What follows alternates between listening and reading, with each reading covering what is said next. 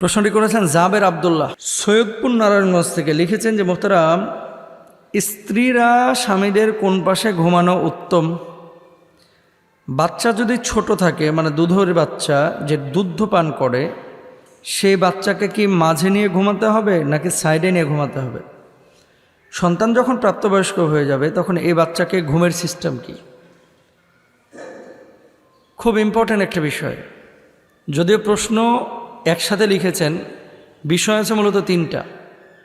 বিষয় মোট আছে তিনটা। এক নম্বর হচ্ছে যে কোন পাশে স্ত্রীরা ঘুমাবে।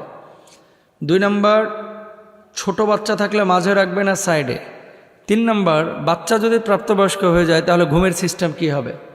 অনেক সময় বাপ মা এত আদুরে করে সন্তান লালন পালন করেন, ছেলের বয়স 12 বছর, বাপ মা শুয়ে আছে এখানেও ছেলেকে নিয়ে ঘুমায়।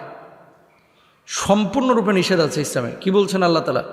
ওয়াইদা বালাগাল আতফালু মিনকুমুল হুলুম ফালইস্তাযিনু কামাস্তাযানাল্লাযিনা মিনকুম।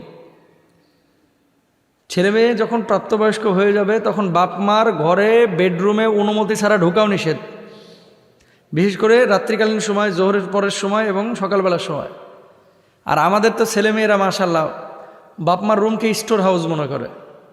যা কিছু আছে, খেলনা পাতি, বল, টাকা পয়সা, নিজের গোপন জিনিস সব আব্বার ডয়ারে। বাপ মা শুয়ে আছে, বাস প্রয়োজন নয় অনুমতি নেওয়ার। এগুলো শেখান ছেলে মেয়েদেরকে। অনুমতি ছাড়া কোনো সন্তান বাপ মার বেডরুমে ঢুকবেন না, বিশেষ করে যখন তারা বিশ্রামে থাকে বা শুয়ে থাকে। এটা হারাম আপনার জন্য। এবং বাপ মার উচিত, ছেলে মেয়ে তো বোঝে না, কিন্তু আপনার তো বোঝানো দরকার, আপনিও জানেন না, এটা নিষেধাজ্ঞা আছে। এবার আসেন, বউ আপনার কোন পাশে ঘুমাবে। এখন বউ যেখানে স্বাচ্ছন্দ্য বোধ করে সেখানে ঘুমানো জায়েজ আছে। বউ যদি আপনার ডান পাশে ঘুমাইতে পছন্দ করে, ঘুমাইতে পারে। এসি ফ্রন্টে আছে, এখানে ঘুমাইতে চাচ্ছে, জায়েজ আছে। ফ্যানের নিচে বউ ঘুমাইতে চায়, জায়েজ আছে। এখন আপনি বলবেন ডান কাতে ঘুমানো তো সুন্নাত, রাসূল সাল্লাল্লাহু আলাইহি সাল্লাম বলেছেন, তো আমি আমার স্ত্রীর ডান পাশে ঘুমাইতে পারবো কিনা? তো আপনার স্ত্রীও তো বলতে পারে যে আমি আমার স্বামীর ডান কাতে ঘুমাইতে পারবো কিনা। আসলে ইসলামী শরিয়া এটার কোনো বিধি নিষেধ নাই। ইসলামী শরিয়া যে দিক নির্দেশনা দেয় সেটা হচ্ছে, ইদা আতাইতা মাদাজাকা ফাতাওয়াদ্দা উযুআকা লিস-সালাহ সুম্মা ইসতাজি' আলা শিক্কিকাল আইমান। তুমি বিছানায় যখন যাবে তখন নামাজের মতো অজু করবে অথবা ডান কাত হয়ে ঘুমিয়ে যাবে। এটা হচ্ছে মূল কথা।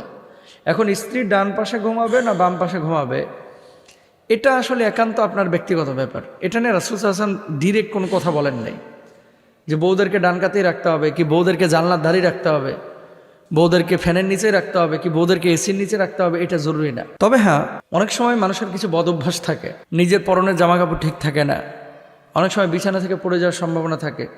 অনেক সময় আমার মা বোনেরা বুকে গহনা রাখে, কানের মধ্যে ঋণ রাখে। গ্রাম অঞ্চলে যেটা হতো আগে, ছিচকে চোর ছিল কিছু, এই যে জানলা দিয়ে হাত ঢুকে মেয়েদের কান থেকে এই কানের দুল ছিঁড়ে নিয়ে চলে যেত, বুকের হাড় ছিঁড়ে নিয়ে চলে যেত। সেফটির জন্য স্কলাররা এটাকে না করেন যে মেয়েদেরকে সবসময় সেফ জোনে রাখতে হবে। রাস্তা দিয়ে আপনি হাঁটতেছেন, আপনার বউ কোন দিক দিয়ে হাঁটবে? যে দিক দিয়ে গাড়ি আসে না সেই দিক দিয়ে আপনার বউ হাঁটবে। ডান দিকে হাঁটা সুন্নাত। তা আপনি আপনার স্ত্রীকে আপনার অপোজিটে রাখবেন। কারণ কি, মনে রাখবেন, মেয়েরা কিন্তু ভীত সন্ত্রস্ত হয়ে যায় খুব সহজে, আতঙ্কিত হয়ে যায়, এবং বিপদের মুহূর্তে হিতাহিত জ্ঞান কিন্তু মেয়েদের খুব কম থাকে। এই জন্য স্বামীরা থাকবে সবসময় বিপদের বর্ডারে। বিপদ যেখানে আসার সম্ভাবনা আছে সেই বর্ডারে থাকবে কে? স্বামীরা। অনেক সময় দেখবেন অনেক স্বামীরা ট্রেনে যাচ্ছে, বউকে দেয় জানলার ধারে। কারণ কি? যাতে করে তার সাথে কারো শরীর না লাগে। অনেক সময় বিমানেও দেখবেন স্ত্রীদেরকে আপনারা সেফ জোনে রাখেন। তো এটা আসলেই উচিত, এবং এটা রাসূল সাল্লাল্লাহু আলাইহি ওয়াসাল্লামের সুন্নাহ যে মেয়েদেরকে নিরাপত্তা দেওয়া। এরাই তো হচ্ছে আদর্শ স্বামী। 3 নাম্বার, ছোট বাচ্চা যদি থাকে, দুধের বাচ্চা, দেখেন বাচ্চারা কিন্তু অনেক সময় ভয় পায়। আপনি সাময়িকভাবে একটু ভালো থাকার জন্য বাচ্চাটাকে যদি আলাদা করে রেখে দেন, এই দুধের বাচ্চাটাকে, রাত্রিকালীন সময়ে কাপড়ের সাথে নাক লেগে তার নিঃশ্বাস আটকে যেতে পারে, অথবা কোনো বিপদ ঘটতে পারে। এই জন্য উচিত হচ্ছে তাকে সাইডে অথবা মাঝে নিয়ে ঘুমানো, যাতে করে আপনি টেক কেয়ার করতে পারেন। তবে ইসলামী শরিয়ায় কোনো বিধি নিষেধ নাই। সেফটির জন্য আপনি যে কোনো জায়গায় যে কোনো পাশে আপনি রাখতে পারেন। তবে কিছু বাচ্চা অনেক নড়াচড়া করে, দাম্পত্য জীবনে অনেক সময় ইফেক্ট ফেলে, প্রভাব ফেলে এই ধরনের বাচ্চাগুলো। এসব ক্ষেত্রে আমাদের খেয়াল করা উচিত যে বাচ্চা কাচ্চাগুলো যেন ডিস্টার্ব না করে, বাচ্চা কাচ্চাগুলো যাতে করে দাম্পত্য জীবনে কোনো প্রভাব না ফেলে। অনেক সময় ছোট বাচ্চা যখন হয় দাম্পত্য জীবনে অনেক ইফেক্ট পড়ে বা প্রভাব পড়ে। কেন পড়ে?